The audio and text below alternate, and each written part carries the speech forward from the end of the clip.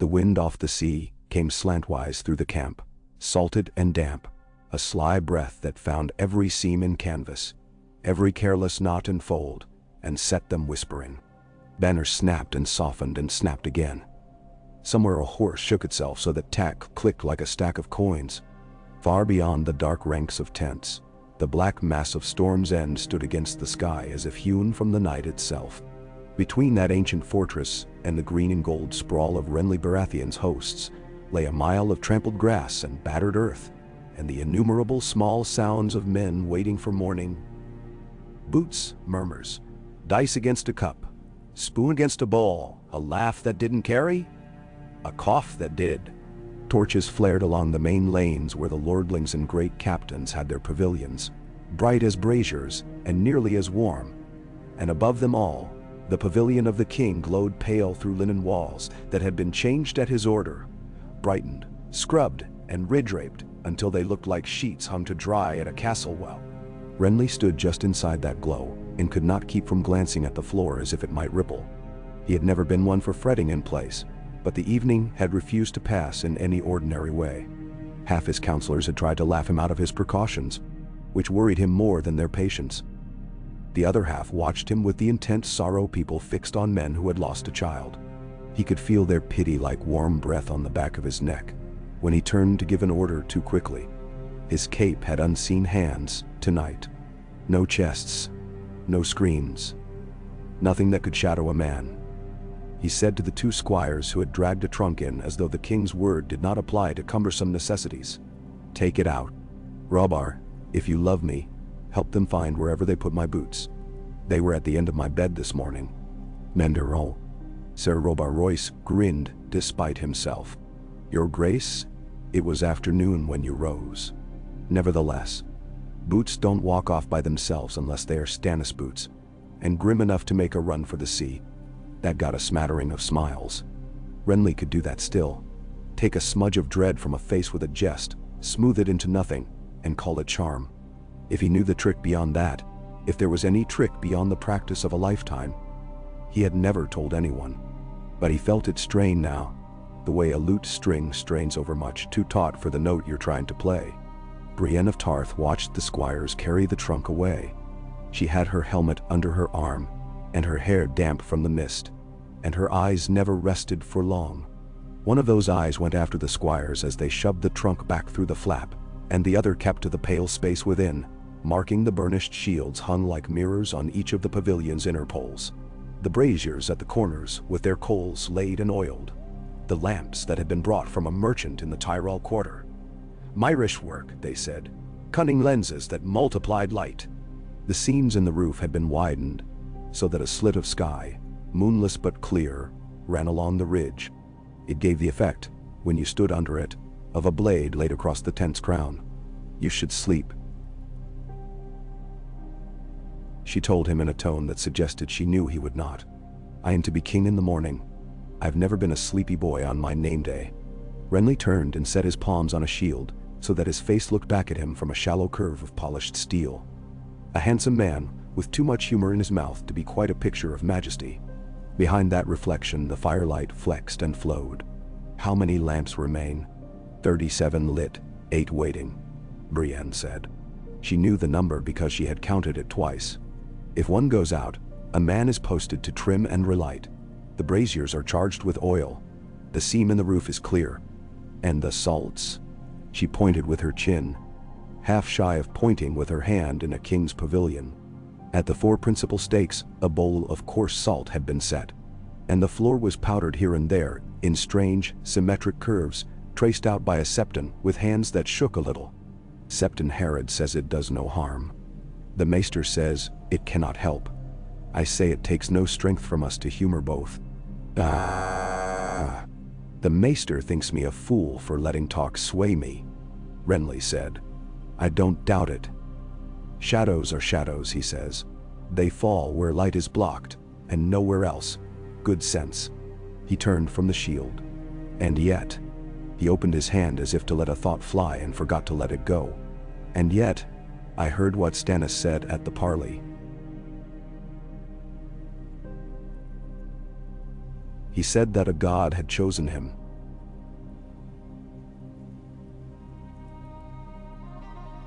I do not mind a brother's arrogance. I mind when it has a priestess for a tongue. Catelyn Stark was in the pavilion as well. She kept to the outer reaches, as a woman might stand in a stable, wary of being too near any part of hunger. Something in her regard had reminded Renly of his mother when he was younger. Not fondness, but assessment of a certain severity. She had come to wring a promise from him and had got honesty instead. She stood now with that honesty like a difficult basket in her hands, not sure where to set it down. Lord Stannis has always been proud, Your Grace, she said quietly. Pride without pride's comforts. I have never known him to make a song of what he feels. This woman sings for him. Then makes a chorus, Renly replied. I will not have ghosts sing for me. Not yet. I want a life, Lady Stark. I want sun and peaches and the sound of my hounds at dawn. I want to be annoyed by my wife's uncle and teased by my wife's cousins. I want my brother to come to court with a face like a shut gate and argue with me about ships. I want the small folk to have bread. I want 1,000 things, and to get them, I must. A gust pressed the tent wall in, and then let it go. The lamps trembled. The suspended prisms inside them cast a scatter of brightness like dew across the linen. The mirrors caught it. The braziers caught it. It moved with the wind, and then steadied again. Sir Loras will have the Eastern Watch, Brienne said. He wanted the honor inside your tent. I told him no. Renly raised a brow. You told him no? For tonight, Brienne said, and did not blush at it. He is a better swordsman than I, but he is not. He is not unused to you, Your Grace. He loves you. Men who love can forget what is in front of them. I mean no slight. Men now. You mean to keep my throat whole? Renly's mouth made that low, sincere bow of thanks he used so rarely it always surprised people. Loras has his place. He will hold what is outside me.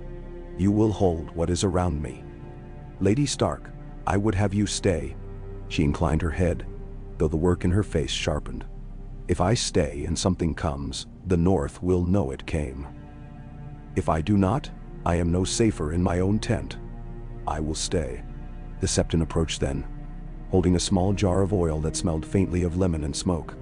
If it please your grace, a prayer, and the sign, for a warding. Renly did not kneel. He offered the Septon his brow as a lord might offer a stag his hand to nuzzle before the killing. A stripe of cool oil crossed his skin, and the Septon's voice was low in the cadence of the seven, and Brian watched the line of light on his forehead dull as it dried. When the Septon had gone back to his bowls of salt, she said, almost to herself, Light is not a sword, but it has cut many things. It will cut a shadow, Renly said. And if there is more to it than that, we will have a sword as well. Outside, the camp answered itself in waves, a burst of laughter far off. Nearer, the shuffle of feet around a brazier, the mutter of cards being slapped down. In the eastern dark, at the limit of sight, the sea kept to its thin, bright edge. Men who had felled trees at the wood's edge had laid them along the lanes into the camp. When Renly glanced out past the tent flap, he saw that each trunk was studded with iron nails like a hedgehog. Someone had hung bells from cords along the main ropes into his pavilion, and they chimed now and then when the wind moved them. Small bright sounds. He tried to think of Stannis as a boy. He could not do it. The image his mind produced was of a young man already worn hard, a face like a clenched fist, knuckles whitening beneath the skin. He remembered Storm's End during the siege. How Stannis had stood between them all and starvation, and the taste of stringy,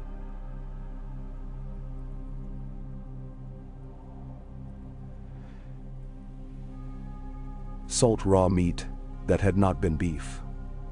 The smell of the sea when it was a wall rather than a road.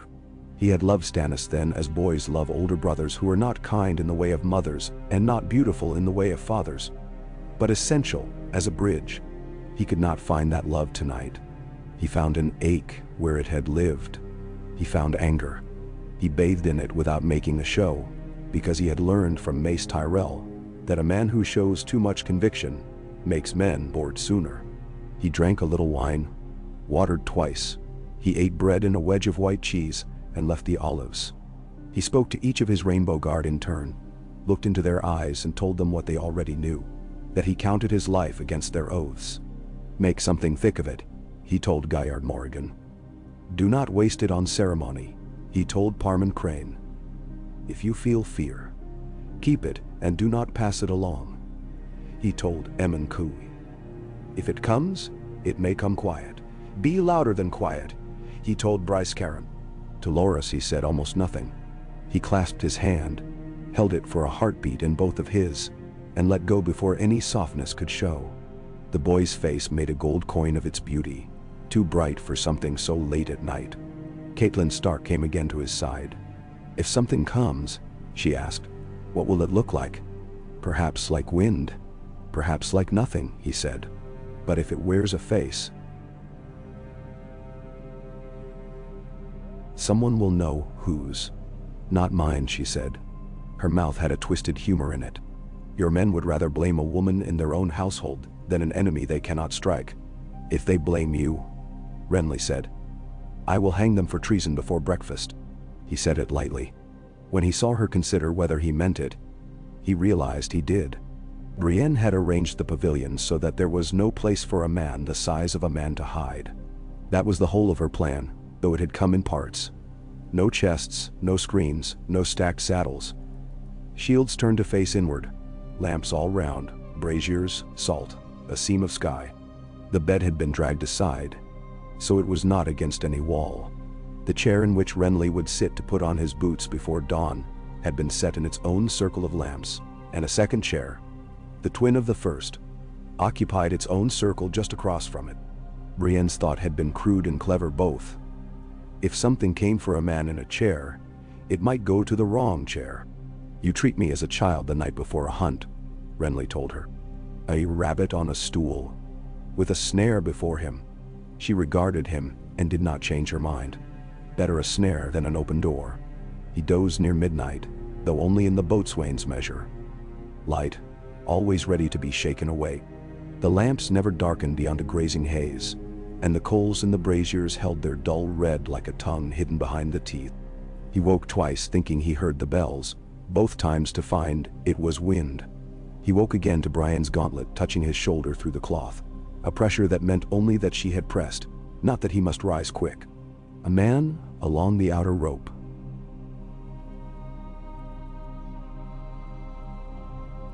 She said softly, we have the sign from Loras Watch. A boat on the shingle. I cannot tell whose. There are caves below the castle. Nim. Dent. He sat up.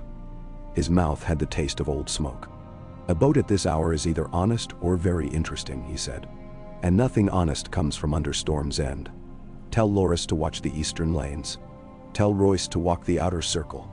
You stay with me. She nodded. Her armor made a muted harmony when she moved, which he recognized as her at once. He remembered the first time he heard it, in the yard at Bitterbridge, that soft bell-metal hush announcing a stranger who wanted a place and then took it.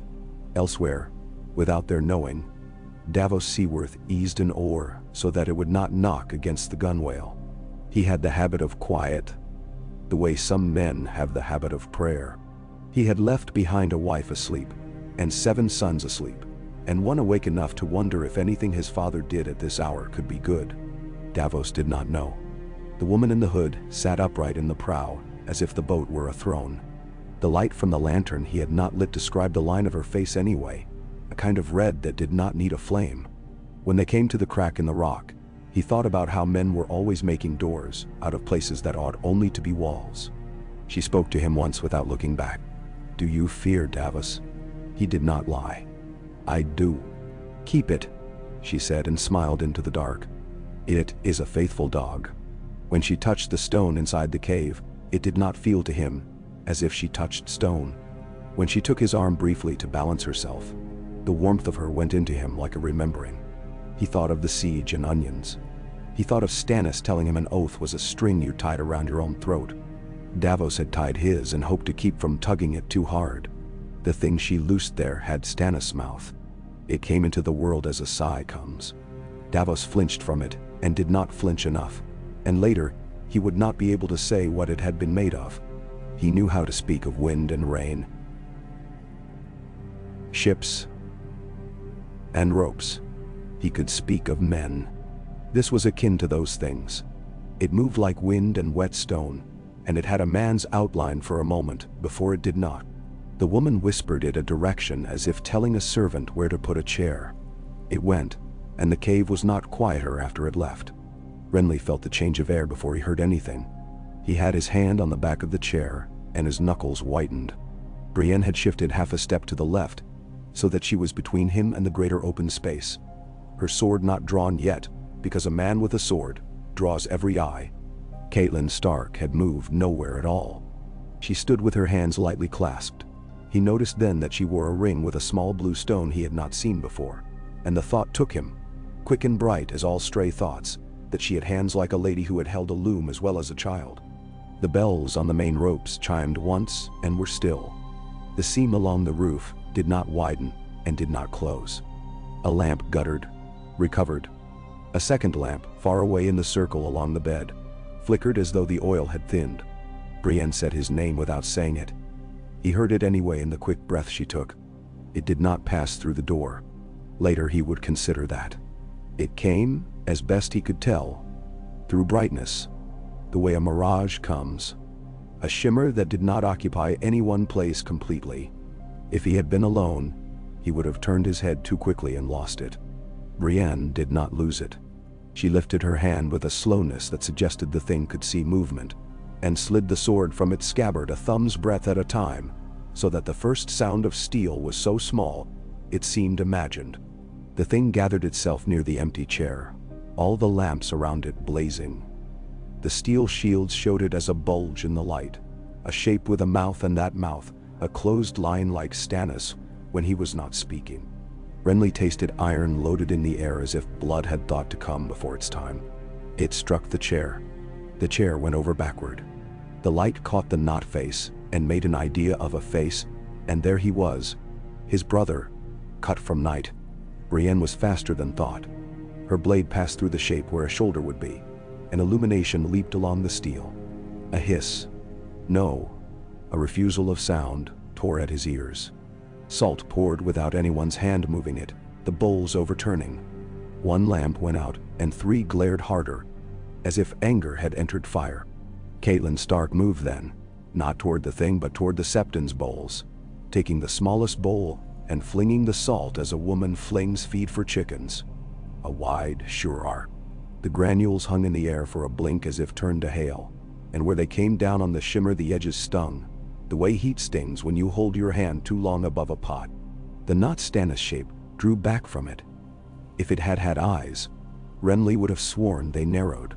Light, Brienne said, and three men at the ropes, who had been waiting all night for the pleasure of obedience, trimmed three lamps at once. The prisms in their bellies turned, and the light split again, white and quick and needle-fine. Renly saw his own hand reach for the spare chair and drag it into the open. "Here," he said aloud, and heard that he had made a target of his voice. It came too fast for anything but the truth of bodies to matter. The sword in Brienne's hands crossed in front of him in a level line that would have been a guard against a man. Against this, it sang only a little. The thing took the line and flowed around it, its not hand reaching for Renly's throat, as if throats were the only certain thing in the world. Renly moved, though he could not remember choosing to move. He went low, the way he had once been taught to go under a spear. And as he went, his knee struck one of the iron-nailed trunks that had been set along the inner edge like a low fence. Bells chimed. The sound struck the knot thing like a thrown coin. There was a moment when he saw Stannis in it cleanly, as though the shadow had forgot its theft, and showed a proud face plain. He thought he saw confusion there. More than that, a dragging grief that did not belong to a weapon. He found himself saying his brother's name, and just as quickly forbade his mouth to say it again. A king did not beg in front of his men. A brother might. Brienne shoved him with her shoulder, once hard, into the circle of the second chair, the one flanked by 6 lamps.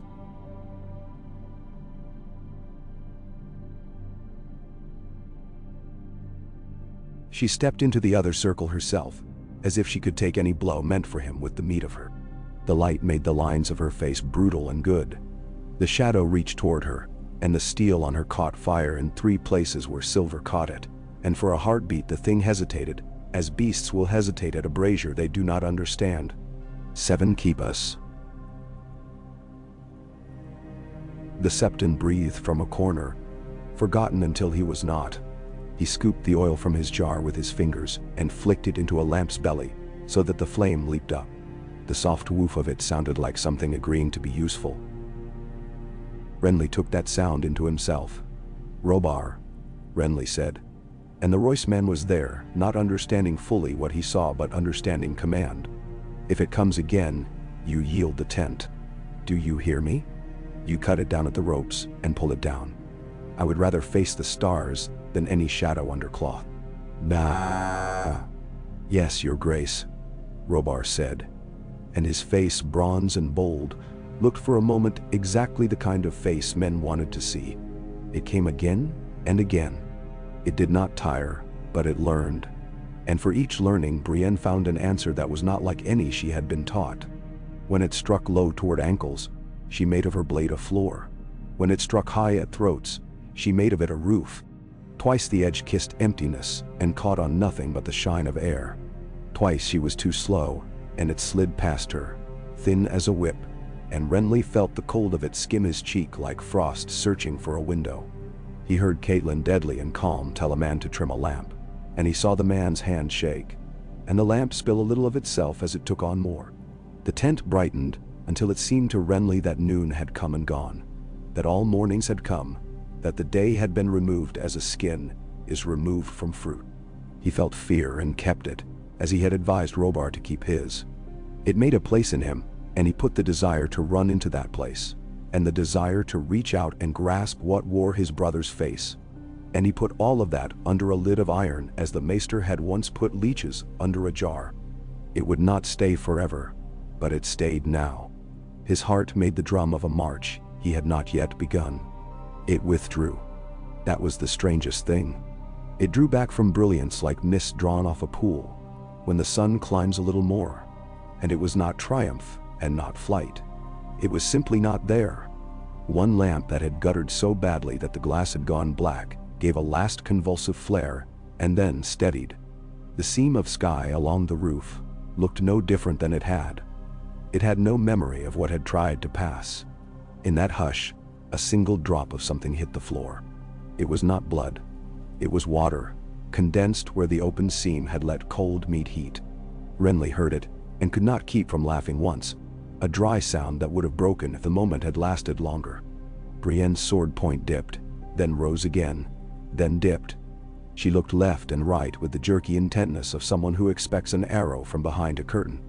Catelyn Stark set down the empty salt bowl and wiped her hands slowly on the skirts she had chosen precisely because they would not show oil stains. The Septon began to sob in that helpless way. Men sob when relief and shame come into them together. Robar Royce cursed and made the curse a prayer at the last. "More light," Renly said, though there was nowhere for more light to go. Outside too. No shadows on the lanes. Cut the torches low and steady. I don't want any great flicker. Now. Brienne found her voice. It was him. She said. And the pronoun was a thing the room could not hold. It was Lord Stannis' face. Renly nodded. He had already known it. Had seen it in a way that felt like sight you do not use your eyes for. He put his fingers to the place on his cheek, where the chill had skimmed him, and found only skin riding high with blood. It was, he said, and in saying it put aside whatever boy he had been. Catelyn Stark looked at him, as if measuring what the word had done to him, and then she looked past him, beyond the tent. If it came from below,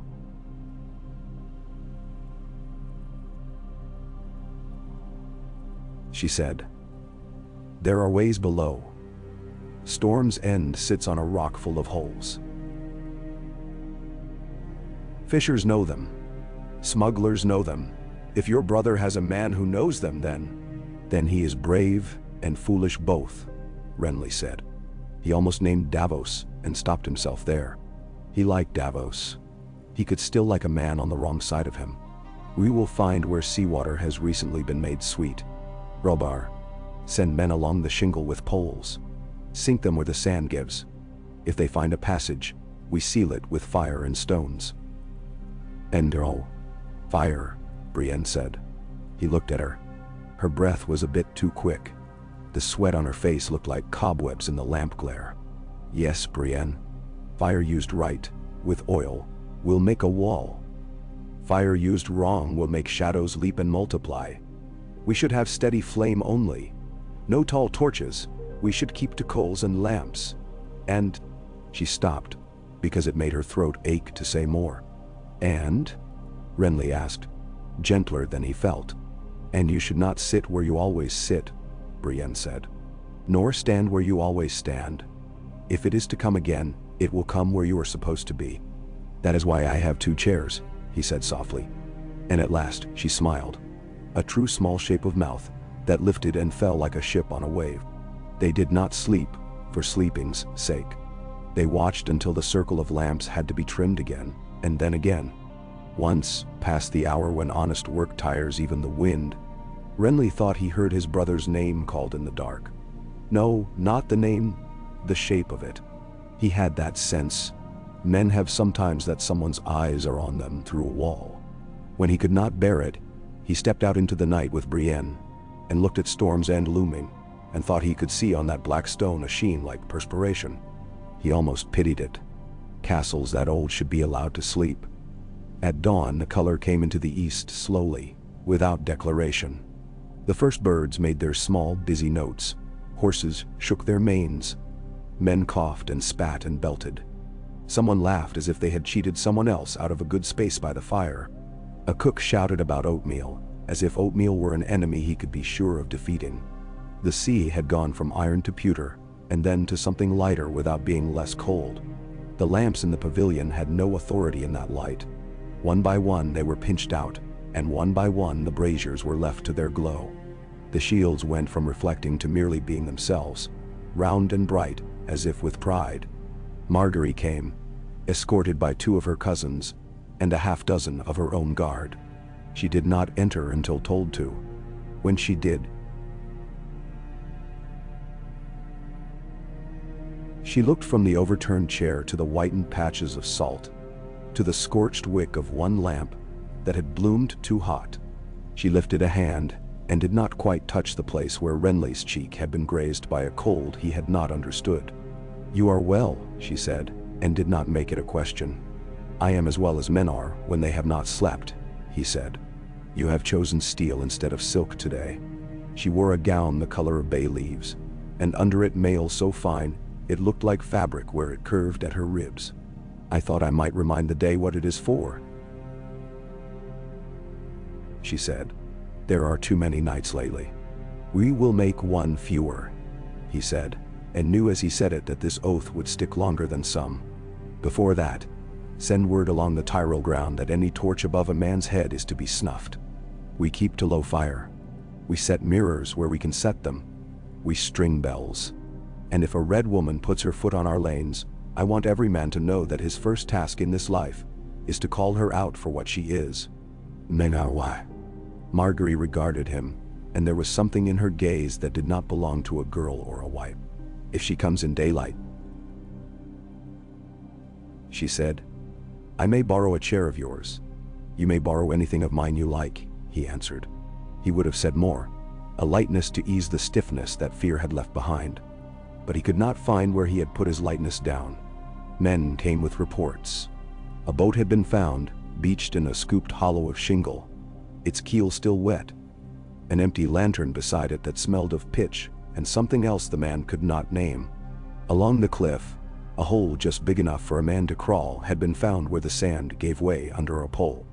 When they dropped a stone into it, they heard it tumble and then strike water with a sound like a thought being swallowed. Robar Royce's cousin had already fetched tar and stones, he said, quite as if he had done something ordinary. Brienne asked questions about the angle of the hole, the wetness of the surrounding sand. Her hands were restless until she knew whether the oil would run, or pour, or climb. Catelyn Stark watched it all the way a mother watches a wedding that is also a truce. When Renly had a moment, she said to him, "The shadow will not be the last of this. Men with enemies who think they have gods do not stop when one trick fails them. Then we will answer with fewer tricks and more light," Renly said. "We have spent too many years being clever. Stannis was always too clever for me. He would learn the words and not the song. I am learning the song now. Men now wonder. The song will cost," she said. "Everything costs." He looked past her to where Brienne spoke to Loras Tyrell. The boy's face was strained and bright and brittle at once. A polished apple with a bruise under the skin. Brienne's expression was not young. "I am not afraid of paying." He put on his boots in the chair Brienne had not put there for him. He put on his sword in silence, and when he stood, one of the lamps under-trimmed flamed up and then died at once. In that brief flare, the shadow of him leaped on the pavilion wall and vanished, and he watched it go. It had looked tall, sure of itself, untroubled by anything a man could do. He wondered whether that had ever been true of him. He thought perhaps it had. He thought perhaps it ought not be, any longer. In the fields beyond his tent, companies were forming at the wordless calls of pipes and drums and breakfast. The banners ran out on their poles to their full colors, a garden's worth of cloth. The golden rose, the black stag of Storm's End made green for him, the cranes and carons and morrigens of his new-made household. Loras came to his stirrup and touched the leather and did not speak. Renly leaned down and put a hand briefly on his head, as if he were blessing him, and rode on. Storm's End kept its own counsel, as it had for 1,000 years. The sea lay flat, as a blade waiting to be used. Renly set his horse toward the ridge where he would show himself to both camps at once, turned once to look back at the pale pavilion whose brightness had defied what it had needed to defy, and felt something in him stand. The day was cold and clear, and full of cruel things. He loved it anyway. Behind him, Brienne walked as if she pulled a net of light with her. Wherever her armor went, she kept one hand near her sword and one eye on the ground where the sand had been disturbed and filled and tamped, and the bells along the rope lines chimed once as the wind remembered its work. Catelyn Stark tightened the plain shawl at her throat and thought of a raven that would need to be sent to River Run no matter what this morning brought. In the cave under the castle, Davos Seaworth put his hands to the wet stone and did not pray, because he could not afford to say any god's name aloud, and because silence was the last bit of dignity he knew. On the ridge, Renly Baratheon lifted his face to a sun he had earned, and the shadow that had been sent for him went thin in the brightness, and thinned again, until it was only a memory, and then not even that. And what remained, what had to remain, was the man. Ya-K-A. The ridge made a long green knuckle over the trampled flats.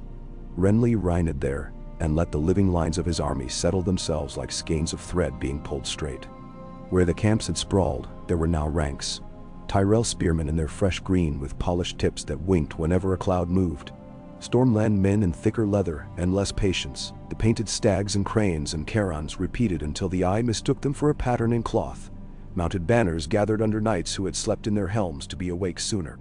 The sound of it all was a hum more than a roar, a huge hive's worth of men all deciding together to breathe more sternly. The air had warmth in it. The sea did not. Out over the low headland, the water lay as flat as a coin on a table, and as indifferent.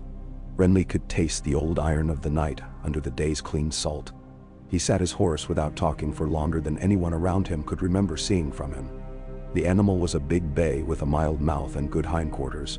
Margaery had given it to him at Bitterbridge, and it had learned his hands as if it had been waiting for them. He leaned forward and scratched the base of its mane as if telling it the same thing he was telling himself. There would be no sudden bolting. Not now, not when the last of the night had just been persuaded, at sword point, to let him be. Brienne stood a little behind him and to his left, where she could look past his shoulder and not be in his way if a fool came running with news. She had taken her visor down. The slits made her eyes look darker, steadier.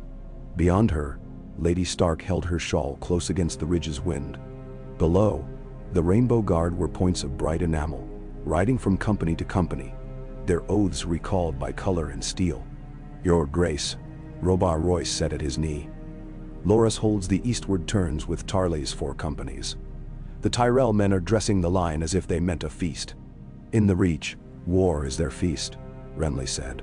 He let his mouth shape the line but kept the smile from it. Do they have appetite this morning? Ravenous, Robar said, and glanced once at Brienne, as if measuring the truth against the memory of the night. He still smelled a little of oil and singed wicks. Then eat little, until noon, Renly said. I want no man heavy in his belly when Stannis decides what pride looks like from his side. He lifted a gloved hand and 2 horn calls went out from the ridge at once, bright as gulls. The nearest columns shuffled, corrected, settled. Storm's End did not lower its head to show any favor. Its black kept to its black, and the tiny flags along its upper walls.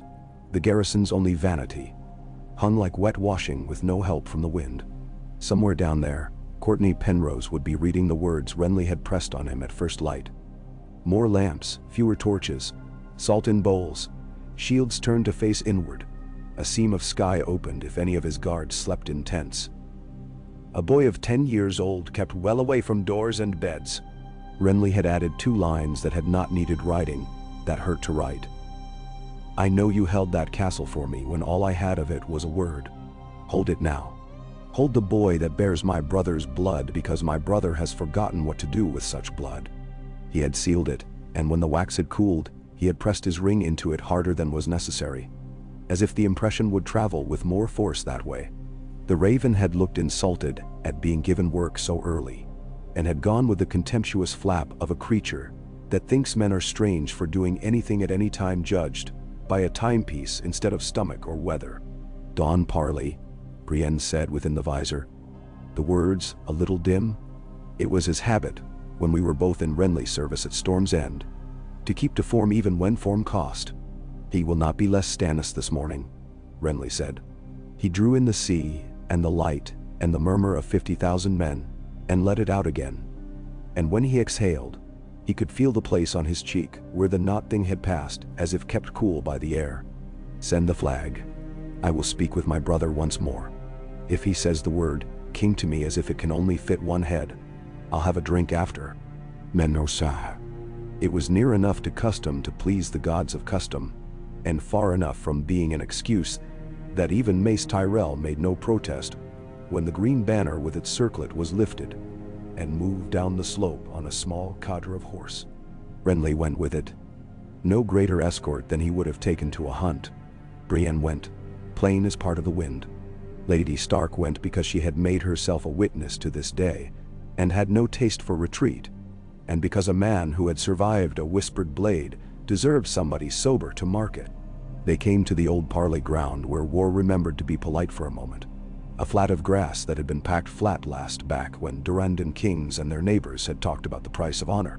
Stannis was there already, with 2 riders, one of whom had a face like a fox made into a man, and the other a man whose hands had old rope in them.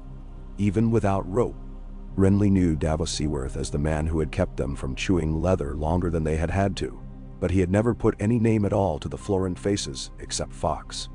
He did not know Melisandre's face and thought it was well. Stannis wore no crown. He did not need to. The line of his brow was severe enough to be a diadem if you treated it with the right fear. The chill in the shadow of his temples had deepened. His beard, clipped close, was threaded with more iron than last year. He looked at Renly as a man looks at a mistake the world has made, and that he means to correct, not cruelly but completely. Brother, he said. Brother. Renly returned.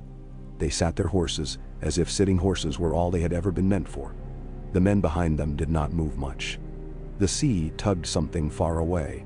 A gull made a sound like somebody failing to sing. I am pleased to see you alive, Stannis said coolly, and there was no irony in it. But there was no change of weather either, and I am pleased you chose to walk to a parley like a man, Renly said. The thing you sent instead was poor company. Stannis' lids lowered by the thickness of a fingernail. If he had color to lose, he did not lose it. You say words you cannot know the meaning of. I say them precisely to you, Renly said lightly. There is a woman in your camp who believes herself a candle. She is less useful than a candle, for a candle can be snuffed when the sun rises. Behind Stannis, the Florent cousin's mouth pinched. Davos did something smaller, which was the whole of him. Stannis' hands tightened on the reins by a degree. "You play it pretty," Stannis said. "You always did. You played at tourneys with other boys' lances. You play at being king with other men's oaths. The lords of the south and west are soft in their mouths from your wine, and that is not a law. The law is the law. By laws our father held Storm's End. By laws our brother wore a crown. By those laws it is mine now, and you are a thief in a gold cloak." "To steal from who has stolen is not theft but housekeeping," Renly said. He kept his own reins loose. The Bay liked a slack hand, and he had learned to let living things do what they meant to do when they were not doing harm. "If you wanted something, Stannis, you should have learned to be wanted.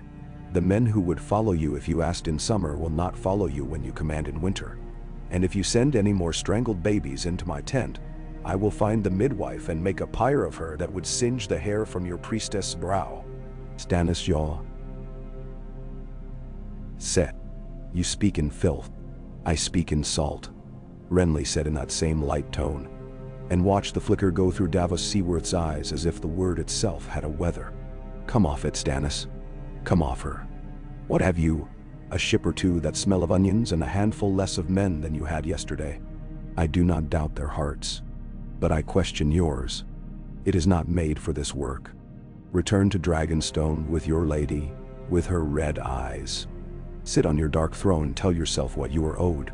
Leave the realm to men who can afford to forgive." "No, there is only debt," Stannis said softly. "You think the realm is a feast. The realm is the table we all eat from. When a man cuts a bigger slice, another man goes hungry. I am tired of watching other men eat. You were a child when I watched it." "Bein, a tired man should sleep," Renly answered, and for the first time there was a hard line under his humor. "Go home. I will see to the table." "The table is a map," Stannis said, and a ghost of satire flickered over his mouth like heat. "You will see to nothing. If you will kneel and swear, I will rise you high. High Steward of the Stormlands, if that will put sugar in your mouth. If you will not, there are fewer shadows in the day. I have other means." "We both do," Renly said. He did not look at Davos because he did not want to put a man he respected into the place where a man must choose to flinch. "Here are mine. Yield your claim to me. Bend your stubborn neck. I will not hang an anvil on it. Take ships. Take a share of grain from the Reach. Take knights to keep your rock. When King's Landing is mine, I will send you men enough to build your houses anew. Refuse me, and I will break you this week and pity you for the rest of my life." "You will break yourself against a law," Stannis said. "Law needs men," Renly said. "I have them. You do not." "Then? Men are reeds in the wind," Stannis said. "They are also spears," Renly said, and lifted his chin a little to show where the knight had almost taken his throat. "And some of us know which end to hold." There was no more to say. They had come full around to the place they had left last. First brothers, then rivals, then men who had seen the bottom of one another's barrels and not liked knowing what sat there. They turned their horses and rode away without ceremony. Renly told himself the ache he felt was an old bruise he had learned to sleep on. Stannis told himself nothing at all and returned to his lines with the silence of a door closing. Davos had rowed a boat through the veins of rock before dawn and had watched a woman he was afraid to admit frighted him whisper something into a place where there was air and water, and no more. He had seen the not thing go where a man could not go. He had right then learned that daybreak could make a liar of anything. He kept his breath regular because men noticed it when he did not. He watched Renly ride away and thought of a boy longer ago who had carried another boy's boots up a stair in Storm's End and had thought the bootless boy's laughter too fine for any staircase to contain. He thought that the priestess's face in the cave had looked briefly like hunger when the mirage-born thing had drawn back from the lamplight and the taste of salt. The word had cut him before Renly said it. "Keep your fear," she had told him. And he had.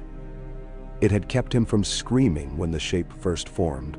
It did not keep him from talking when Stannis spoke to him an hour after the failed parley. "I sent my will," Stannis said in the curt shelter of his pavilion. "It did not find him." Davos worded his truth in a way that would not get a good man killed. "There was light where he was, Your Grace. He had men who thought at the right moments.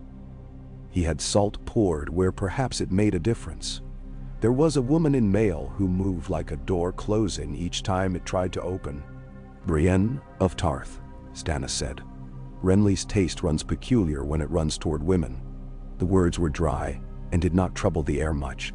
"It will not matter. Another can be made." Davos' stomach turned at that without his permission. "There are more shadows to your shadow?" The priestess stepped from behind a hanging with the quiet of someone who owned silence as well as noise.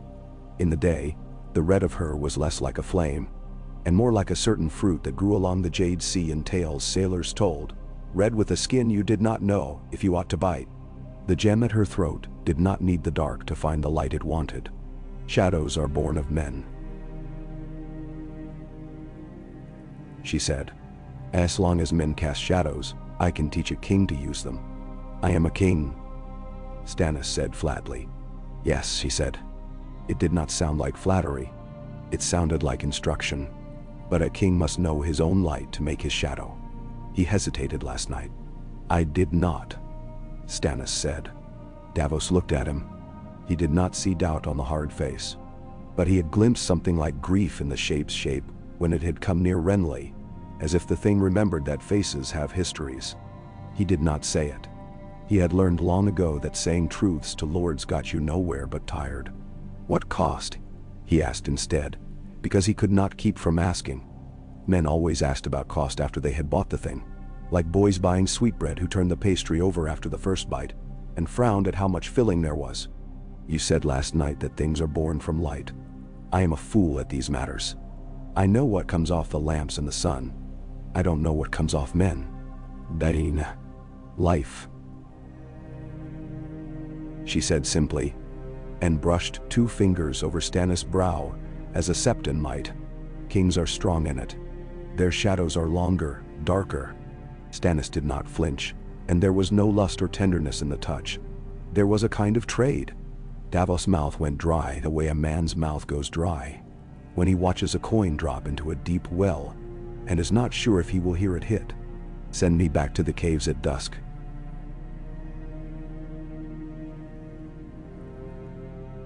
she told Stannis. "Not for your brother. For the man within your enemy's walls who opens and closes the castle's eyes.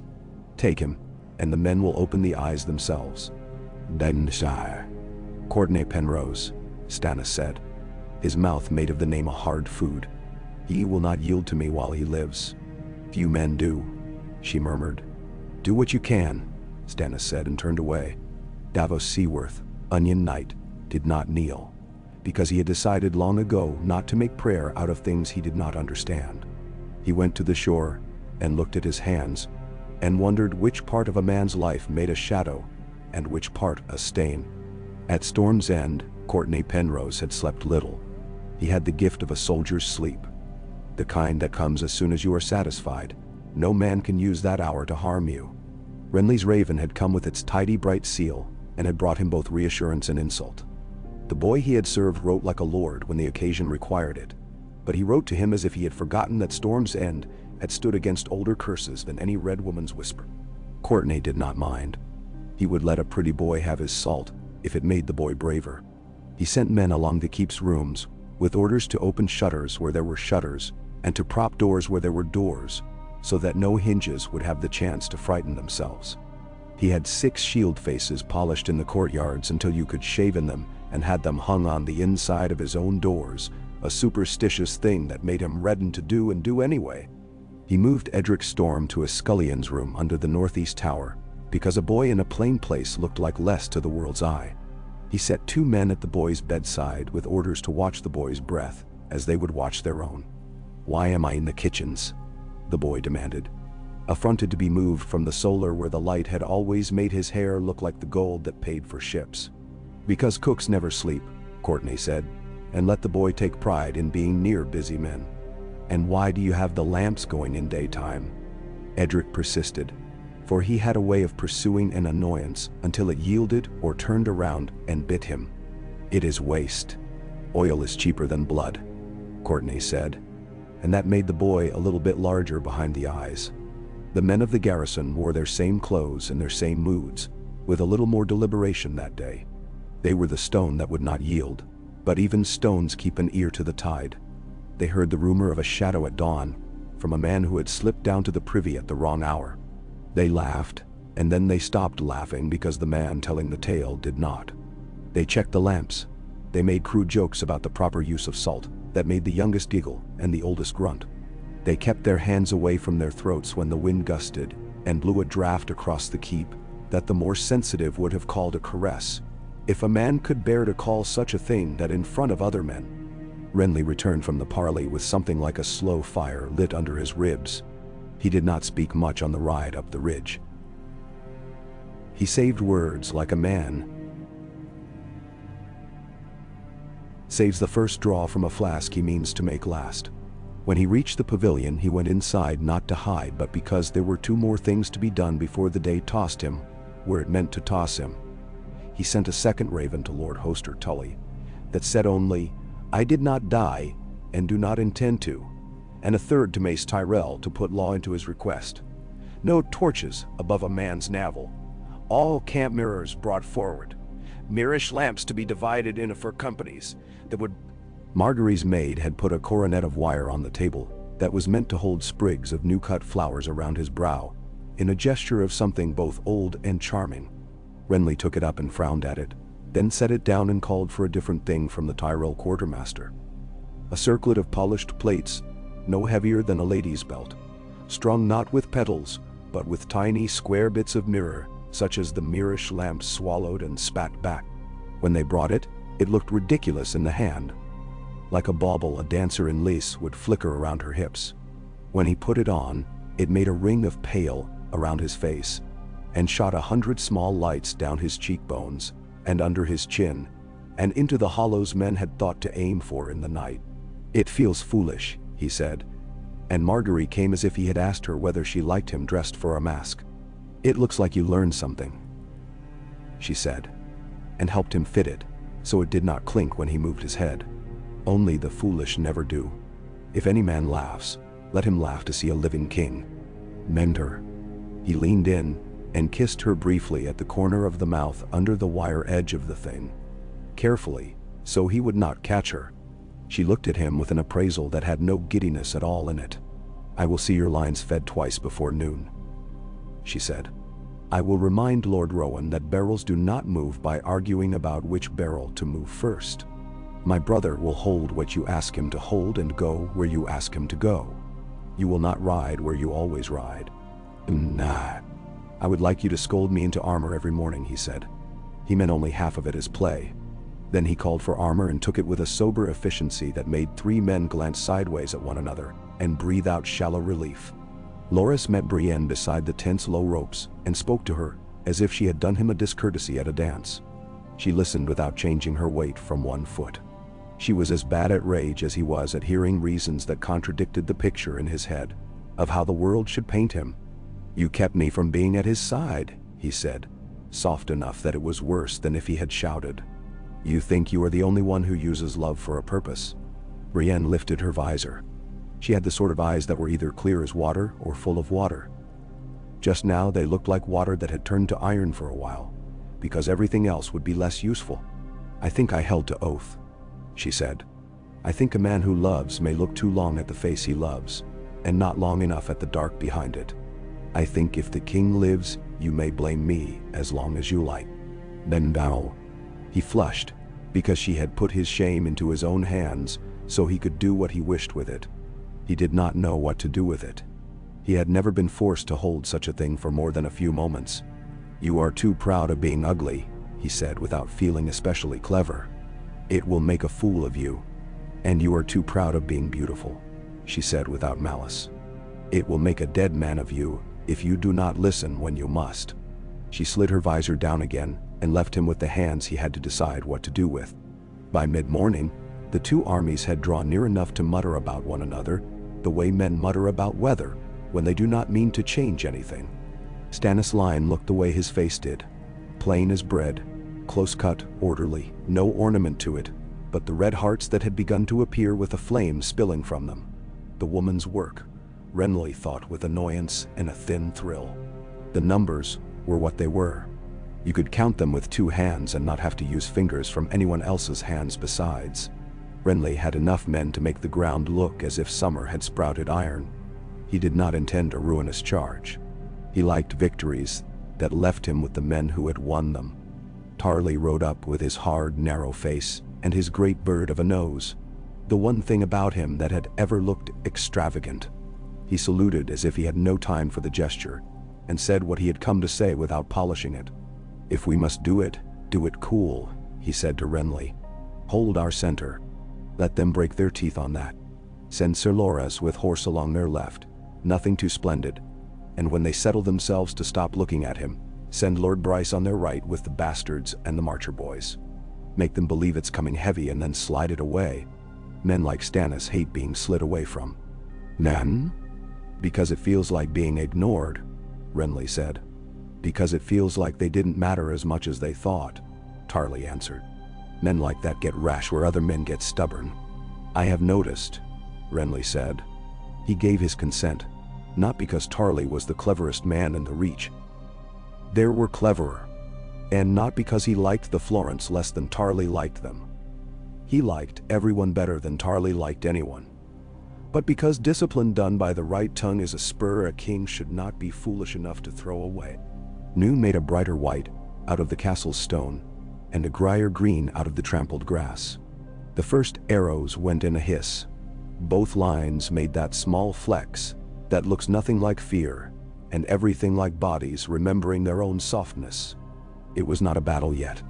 It was two men slapping irritably at a table before they reached for their knives.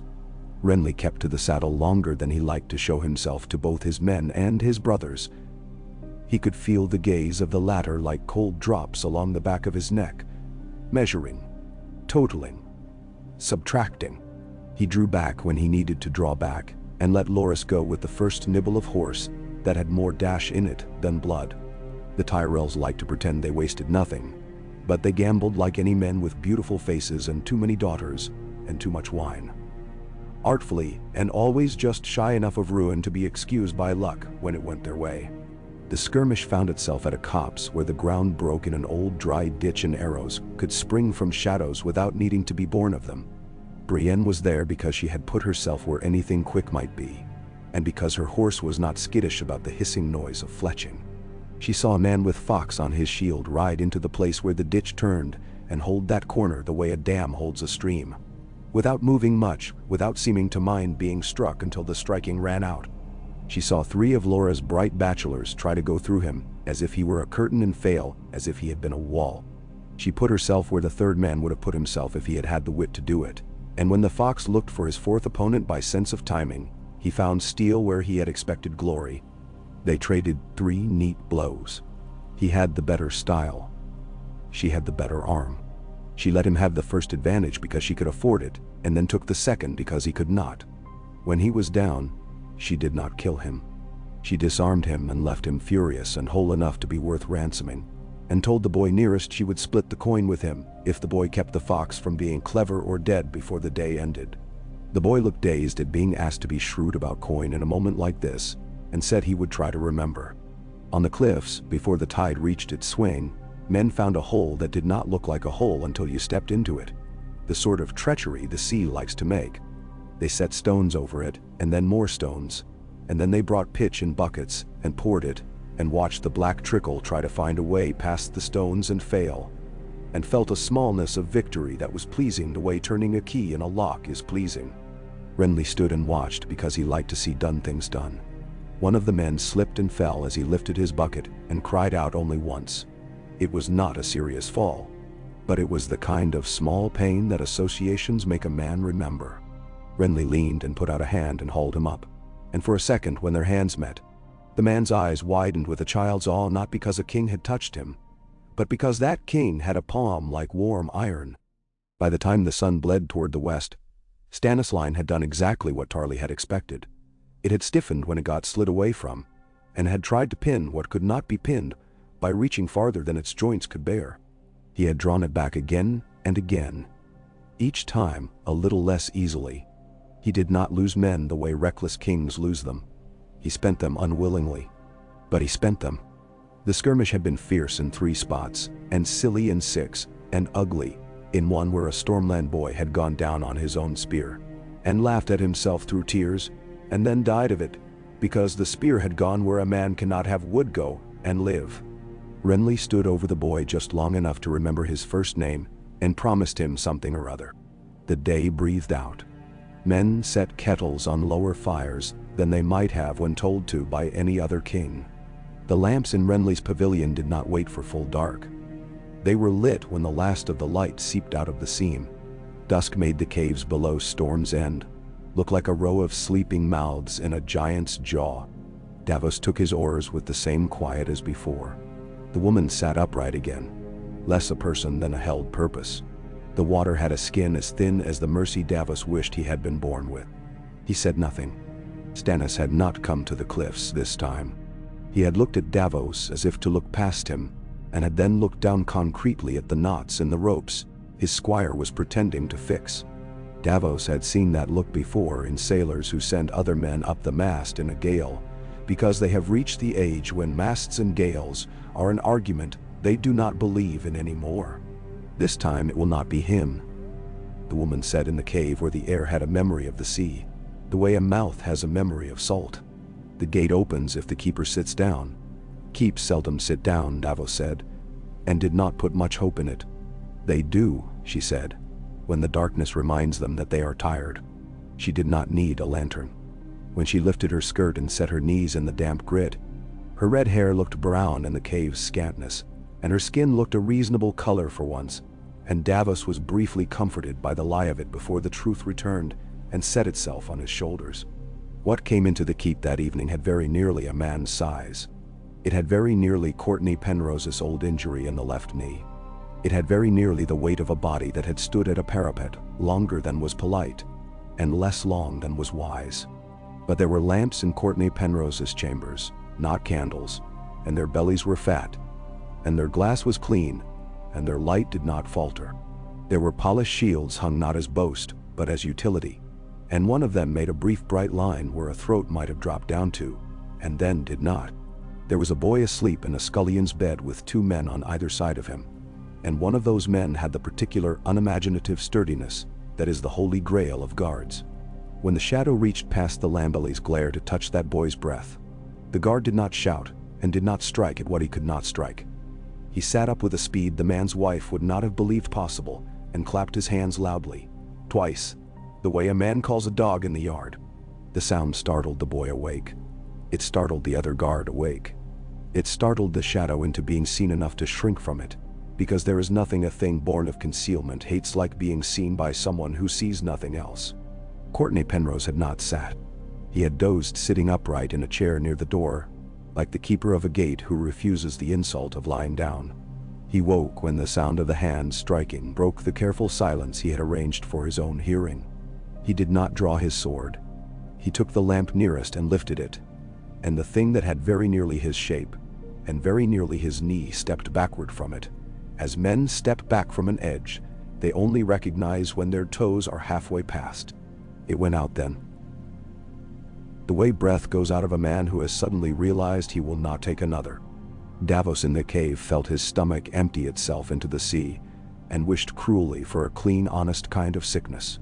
Melisandre hissed once, a sound that was not pain and not surprise, but the sound you make when the world refuses to be as simple as your faith needs it to be for a day.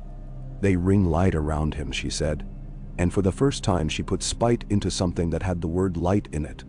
The false king plays at my lord's work. He uses salt and smoke and mirrors, not understanding any part except that they frighten what he does not grasp. She looked at Davos then, as if he had poured the salt himself. You are a small man in a critical place, she said. Do you know what that makes you? Tired, Davos said, and rowed, because rowing is what a man does when he can't say he is rowing away from something. Rumor runs faster than hoof. By the time Renly's lamps were trimmed for the deep night, men had already begun to tell each other that a shadow had gone where shadows ought to go, and had been persuaded to do what shadows never do: leave of their own will. The story improved even as it was told. In some versions, the shadow had been pierced by a sword and had screamed. In others, it had been caught under a net of light like a moth and burned. In most, it had proved that whatever kings are, they are men who keep waking up. Renly did not go to sleep. He lay down once and let his eyes close as if to do a thing. And then he opened them again because it felt like a luxury purchased in the wrong coin. Brienne dozed where she sat, half folded on herself, and woke with a start that lifted her a finger's breadth off the chair and settled her again. Catelyn Stark stood in his doorway with her shawl tight and her mouth tighter and watched the tent wall billow with small gusts. It was not the same feeling as fear she had known in winter storms at River Run, when ice slid off the towers and made knives of air. It was the beginning of a different season. She did not know if it was spring. "Lady Stark," Renly said around the second hour after midnight, "if I win here, and then at the Blackwater, and then again in how many rooms it takes, what do I do with your boy? Which of us kneels? You are the king."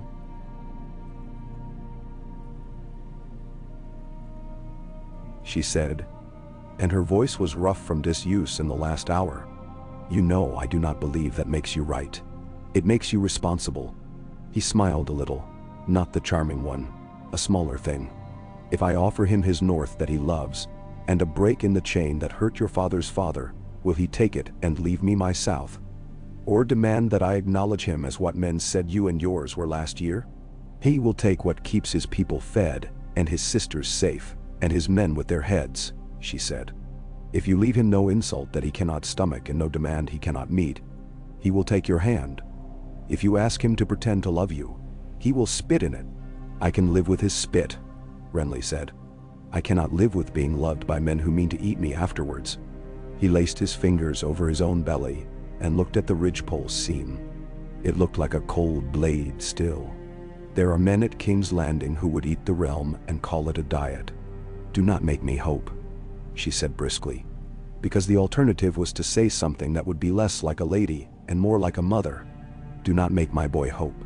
If you plan to ask for something you know he will not give, tell me now and spare me liking you." "You do not like me," he said mildly. "I may," she said, "against my judgment." The news from the cliff about the sealed hole, and from the keep about the nearly man and the lamp, came at dawn on the same breath as the first mess of porridge. It made men grin in the brief, savage way men grin when something they cannot touch has been touched. It made the Septon weep into his bread with the relief of a man who had kept his faith by doing things his faith did not quite approve of. It made Tarly less grim for a quarter hour, which was as remarkable as making winter less cold. It made Marguerite kiss the cook who brought her the word as if the cook had been the god of kitchens. Stannis altered his ground by inches, which is how men like him alter anything when they must. He stole a ditch that might have helped Renly's left, and he made his right a little too heavy, and he pretended he had not. Renly saw it and did not send Loras to test it yet. He sent Bryce Caron and the Marcher boys, because they had the sense of land in their bones that men born to flat country never quite learn. They brushed the right. They did not pound it. It held. Renly held, because he was not in a hurry. Stannis did not break. The lines ate stew together at noon and at dusk. Night dropped like a lid. In King's Landing, a boy king led a girl up to a rampart to show her something he thought was cruel enough to be called a lesson. He did not yet know cruelty from schooling. Sansa walked with him because walking was safer than refusing, and kept her face in the shape of a lady's. It was the only shape she had left that belonged to her. Below, men moved casks under the broken teeth of the ruined Gate of the Gods, and did not let the casks clack together, because the men supervising them had told them not to make noise. And when those men spoke, there were sharp corners in their voices like bits of shell in bread.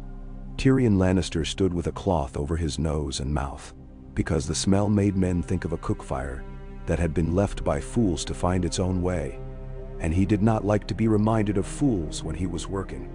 Bronn stood at his shoulder and said nothing until he said, "Renly's not dead." "I had heard," Tyrion said dryly. Varys' little birds sang to him as if they had been promised seed that actually tasted of something. Which means the Tyrells have not been freed of the one oath we could have used to yoke them. Cersei's laugh had been like glass when she heard the same news. Then we will break them the old way.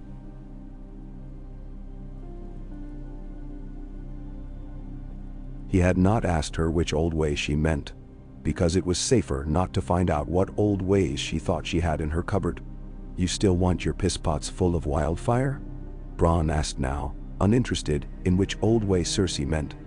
Very interested in whether he was going to be asked to stand near barrels that turned men into stories when knocked. I want fewer men dead on my side, Tyrion said. If fire will do that, I will drink with a pyromancer. If priests will do it, I will pray. Luckily for us both, priests have done nothing lately but turn decent men into murderers and indecent ones into poets. He descended the steps 2 at a time with the assurance of a small man who has never minded what a step thought of him. If Renly lives, he marches here with half a garden and a storm. If Stannis lives and sulks, he goes home and comes back with a smaller storm and a bigger book. Either way, I would like the river to catch fire when I say ho. Ho, Bronn said in a tone that suggested he would rather it were the other vowel. He looked up at the girl with the red hair forced into neatness at the rampart, and hoped idly that the tall knight with the white cloak who watched her like a dog would one day step in his way with a reason to be killed. He liked his kills to be tidy. Varys turned up like a scent of something sweet at the end of a feast of hard meat. My little birds have learned a new song, he murmured. About a red woman who births knives where ladies birth babes. His hands fluttered. Have you seen a shadow cast by 2 lamps, my lord? It is thicker.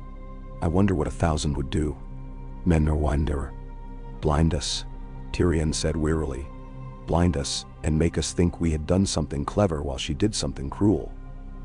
Still, he thought of a king in the south wearing bits of mirror around his brow and did not laugh. He did not laugh because he had a sudden and honest liking for the picture, as much as a Lannister ever could like anything that had not first been placed on a scale.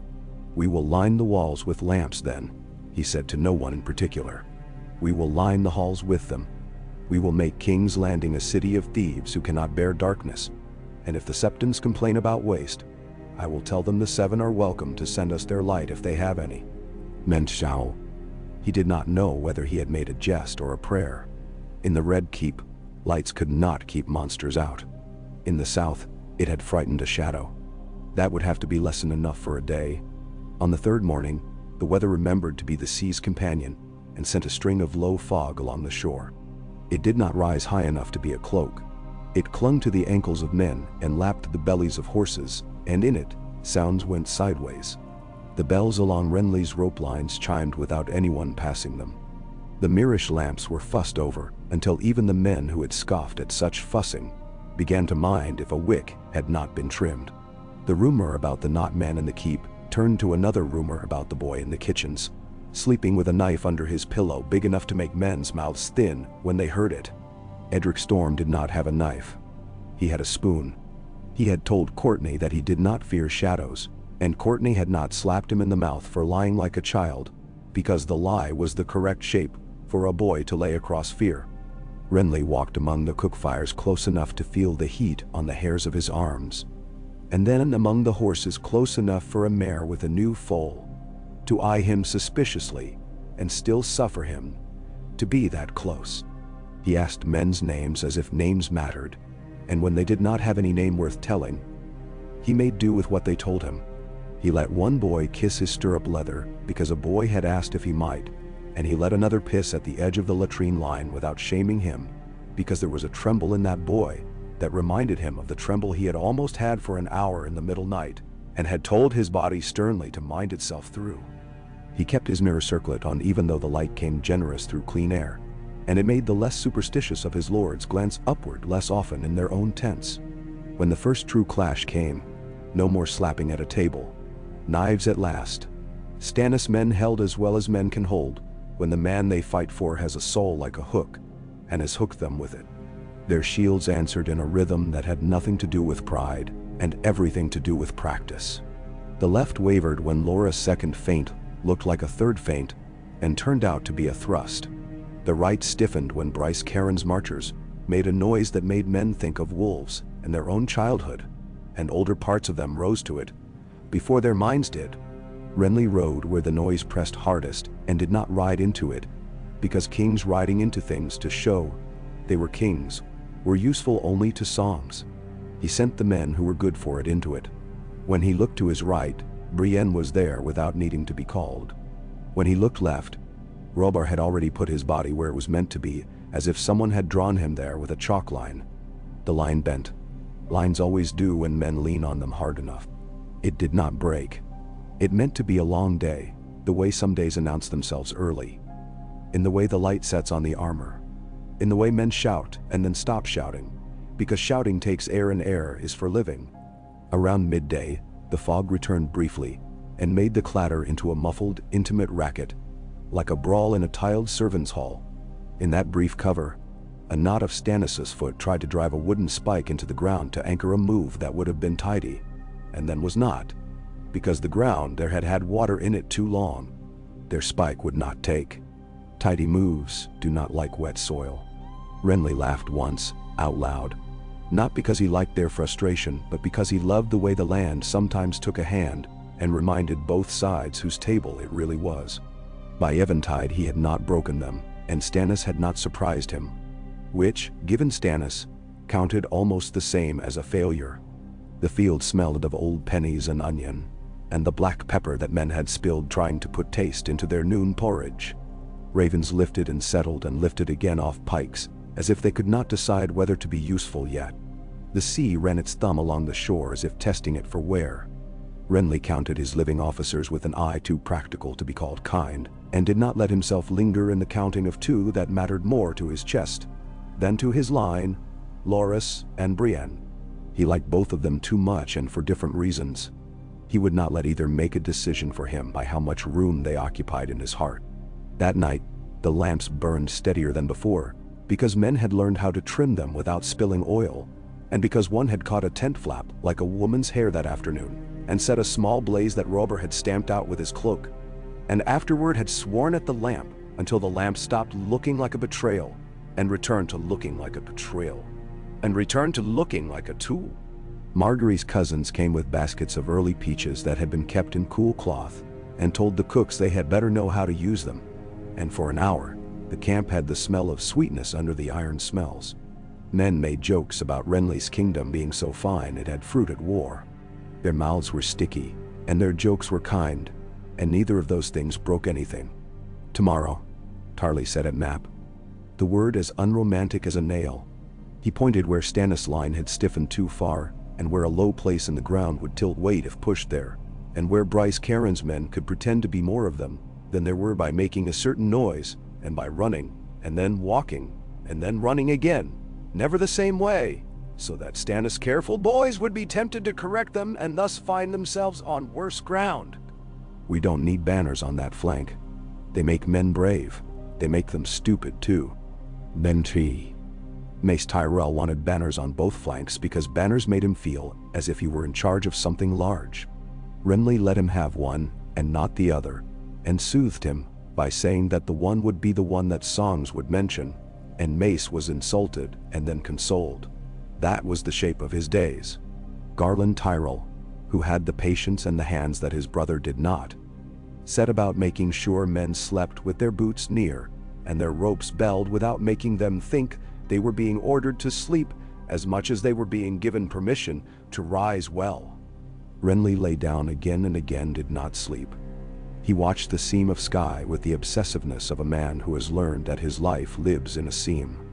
At some point, not long before dawn, when that seam went from black to charcoal, he said aloud without meaning to, "I will go to King's Landing," as if the words had been walking around inside him for some time and had found a door. Brienne, who heard things he did not say as well as things he did, tilted her head in his direction under her helm. After him, she said, meaning Stannis. Never before, Renly said. I will not be the man who chases his brother like an elder boy down an alley and forgets the bigger street that waits beyond it. She did not answer. She put a gauntleted hand to the linen wall in a gesture that was almost like greeting. "The lamps will be harder up there," she said after a time, meaning the city. "Too many rooms, too many corners. Then we will learn to live in rooms the way we learn to live in tents," Renly said. "We will make the day our cloak." He thought of Tyrion Lannister and his wit, that was all edge and no spine, and of Cersei's beauty that had curdled into something a man would not feed a proud dog. He thought of the boy king who thought teaching someone to see ahead on a spike counted as education. He felt something in him, not anger, not scorn, something older, something like a man's hand translating a woman's housekeeping into a lord's order. He imagined cutting away the rot with a knife that did not need to be sharp because his grip would be good enough. "We will give them a new show," he said, knowing that what cities think of as governance is most often a show with meat behind it. And he knew how to make both the show and the meat. Before the light came full, Catelyn sent her raven. She wrote it with her cleverest economy. "He lives. He means to go east after he goes through. He will not call you less than you are if you will not call him more." She did not add what she wanted, which was to ask her boy to remember that being a king in winter was different from being a king in summer, and that sometimes there were good men even in gardens. She rubbed grit out of her eyes and told the tired boy who took the bird to hold it right, so the bird would not peck him when it felt the weight of the message and decided to protest. Davos went to Stannis with a truth he did not wish to carry and carried anyway, because a man who carried onions into a starving castle could carry anything once. "They have learned to keep you from the work you mean to use," he said, as plain as salt. "They will not stop being clever tomorrow. The foxkin fight well at the ditch, but the rest do not have water enough to keep their wits from drying. The men go hungry. We cannot starve them. They are being fed." "I never meant to," Stannis said. "I meant to teach. He refuses to learn." "Ben, you can teach a man a letter," Davos said. "But if he will not speak the word, then you can only take his tongue." His mouth twisted because he had said more than he had intended, and because the truth sometimes sounded like something a cleverer man would have made as a jest. Stannis looked at him finally and looked long. "I did not choose you because you speak with ease," he said, and Davos hoped briefly that this meant he had chosen him because he spoke with sense. "We will have this day and then the next. The realm is a table, and we are two men trying to clear it. If he will not help me, he will be swept off with the rest." "Ben, some crumbs are your own," Davos could have said then, but he did not. He had too many sons, and too many debts, and too many eyes to look to that evening if he lived. He bowed at the neck because he would not bow further, and he left. In the hour before dawn, under the kind of light that makes a man feel as if the sun has been rubbed down with wool, scouts from the marches came in with a useful bit of untidy news. Stannis had drawn his left a little too far back and had anchored it on a patch of ground that had looked firm from a distance and was not. Men had pissed there too many times. Horses had cut it to loam. If a push came there, just so. And the men doing the pushing knew how to press and not shove. And if someone on the other side with too much faith in a line gave an order 3 heartbeats too late, then a seam would appear in the cloth where none had been and would widen like something cut with a neat blade. Renly heard it and went still for a moment in a way that made the air around him feel like it had tightened. He turned to Tarly, who was already nodding once, curtly. He turned to Bryce Caron and made a small move with his hand that said, "I would like you to be the knife." He turned to Loras, and the boy glittered, and Renly saw again the bruise under all that shine and wanted briefly to tell him to stay, to let another man be the bright point that day. He did not. He sent him with 10 fewer than Loras would have asked for, if he had been allowed to ask for anything. He sent Brienne with neither flank but with him, because he was tired of counting his skin against other men's numbers and finding it wanting. He would have it near. They went down into the day like men walking into a river that had been part of their lives since before they were old enough to be allowed to go near it. The first push went in like a shoulder through a crowd.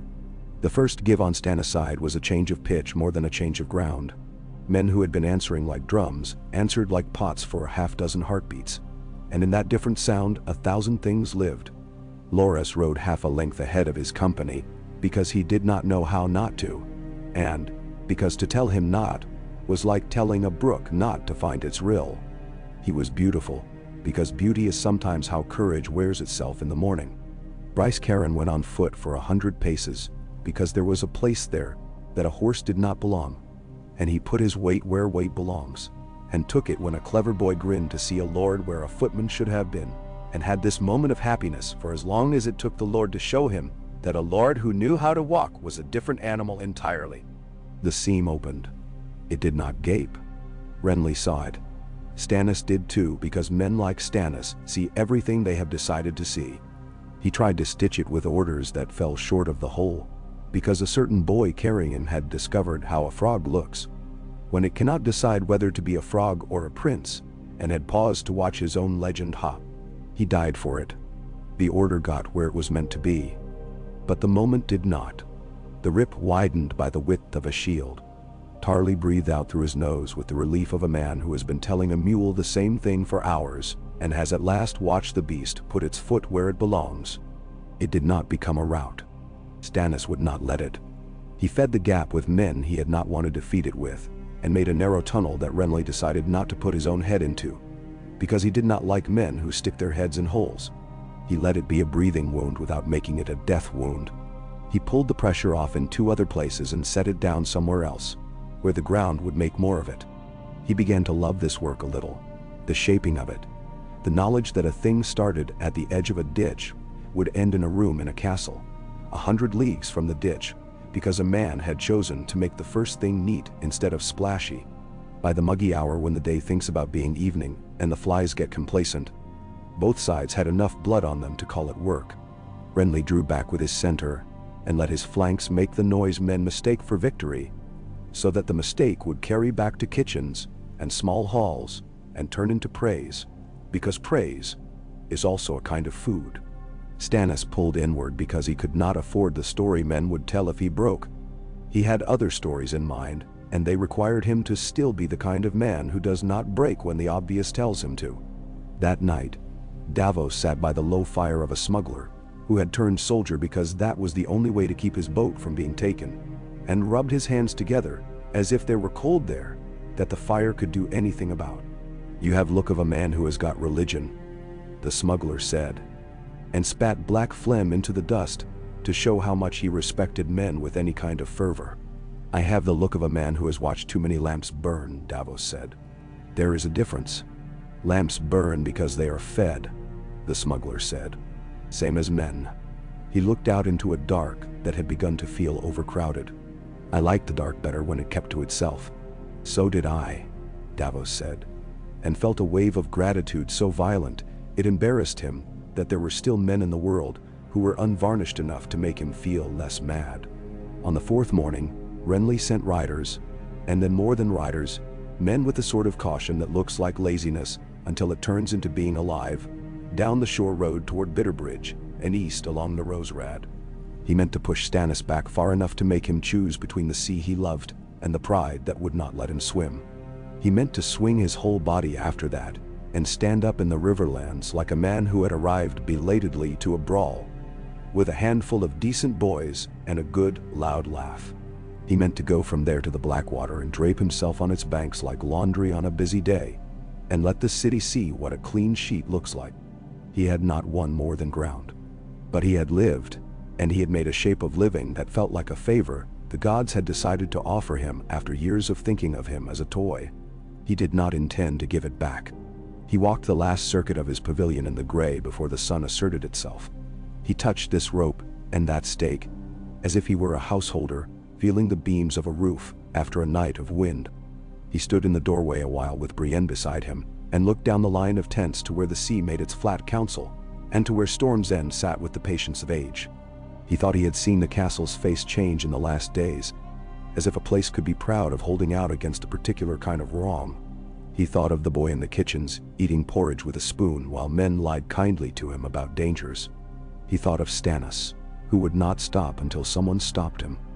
And he wondered if he would be the one to do it, and whether he would like himself any better afterwards either way. "Do you fear?" Brienne asked, the question he had been too proud to ask his own mouth to form, as the light came thin over the sea. "I keep it," he said, and let his lips make a rueful shape. It has been a more faithful dog than half my lords. Dogs love, she said. So do half your lords. That is why I keep watch. He did not answer. He lifted his hand to smooth the ridiculous clever circlet of mirrors that had become a second brow for him. He squared his shoulders under weight he had at last ceased to pretend did not exist. He set his foot toward a day that would not be the last of days, and would not be the first. It would be in the good middle where a man can make himself last by not wasting the hours. The bells along the ropes chimed once. The Mirish lamps waited, fat-wicked and clean-glassed. The seam along the ridge was a pale line now, not a blade. He went out under it, into the work that would make the next piece of his life.